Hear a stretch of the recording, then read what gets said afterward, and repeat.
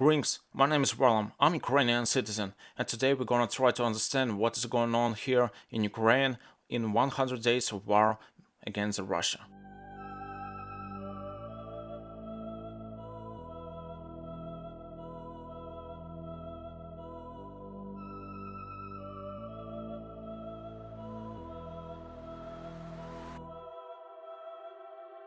So what did a little plan?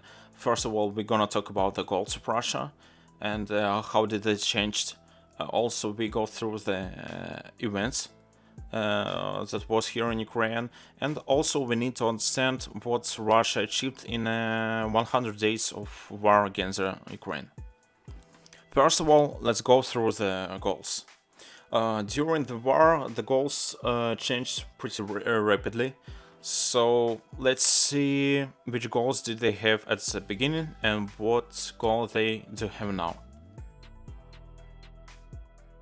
Okay, Russia goals for February 24: denazification and demilitarization. Будем стремиться к демилитаризации и денацификации Украины. 1st of March: protect the Russian Federation from the Western threat. Главное для нас защитить Российскую Федерацию от военной угрозы, создаваемой странами Запада. 16th of March: destroy the bioweapon that was created in Ukraine for the genocide of Russian genome.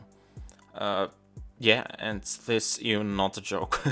Появление российских войск под Киевом и у других городов Украины связано не с намерением оккупировать эту страну. У нас нет такой цели. Есть все основания полагать, что в непосредственной близости от России на территории Украины, по сути, создавались компоненты биологического оружия. April 11. End US and Western dominance on the international stage. Специальная военная операция призвана положить конец безоглядному расширению и безоглядному курсу на полное доминирование Соединенных Штатов и под ними остальных западных стран на. By our time, the goal of liberating Donbass has been entrenched. As we can see, the longer the war goes on, the stranger and more incomprehensible goals are become.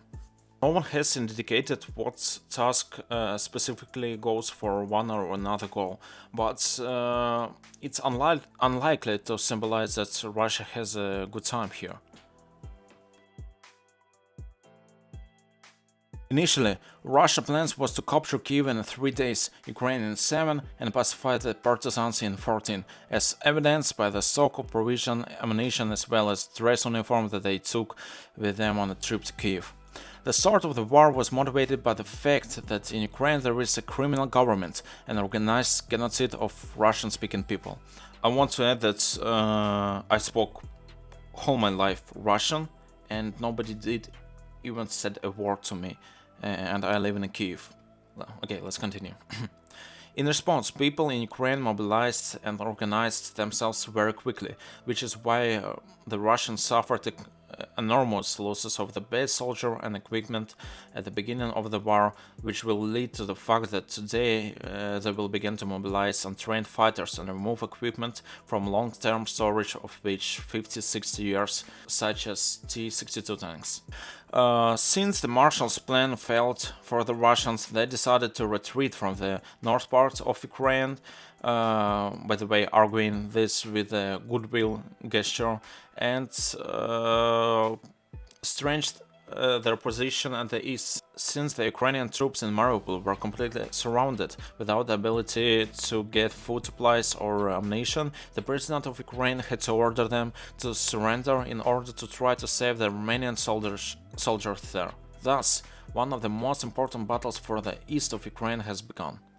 In the east, Ukraine is now holding its position well, but it's worth noting that in some places it is necessary to retreat due to the superior amount of artillery from the Russians, as well as from their methods of warfare.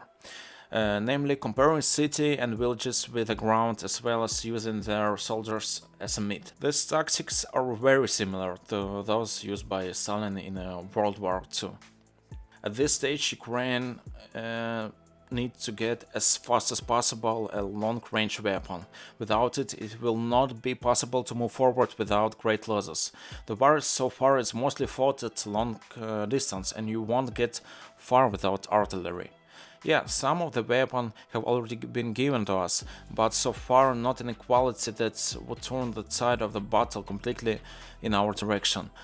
Now, when Lend-Lease has been launched, all deliveries will go much faster, but military experts predict a turning point in the war not earlier than the end of July.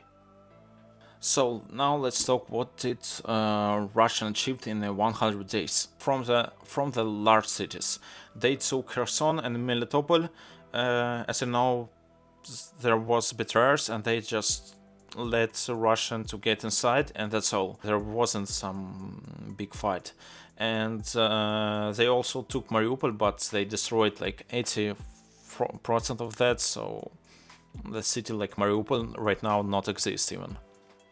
They also took an 80% of Donbass region, and for the rest part right now is gonna fight. But if we're gonna look at the goals, the situation there is not quite good for them. So what about the main goals for them? It's demilitarization and denazification. As for demilitarization, they failed so much because in Ukraine we have right now so much weapon that we never had before in our history, I think. As a denazification as well, because like if before the war it was some people that loved Russia, some people that didn't love, but to be honest, for everybody it was no matter where you're from and what are you doing, but now everybody hates Russian.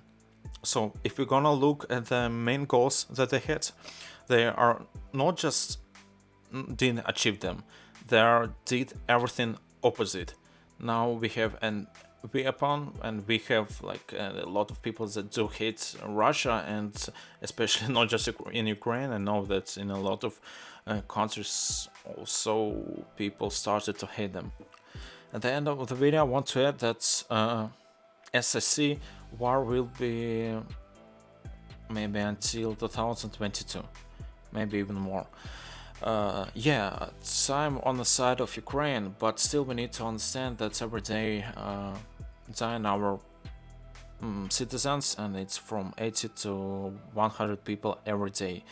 So we need weapon to get as faster as possible and to get money as faster as possible.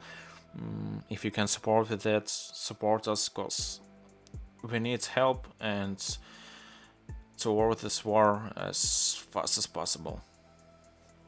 That's all for today. Please like this video, subscribe, and if you really like this video, share it with your friends, because right now we need a lot of views, and we need to give information to the whole world what's going on here in Ukraine. Thank you for watching, and see you next time.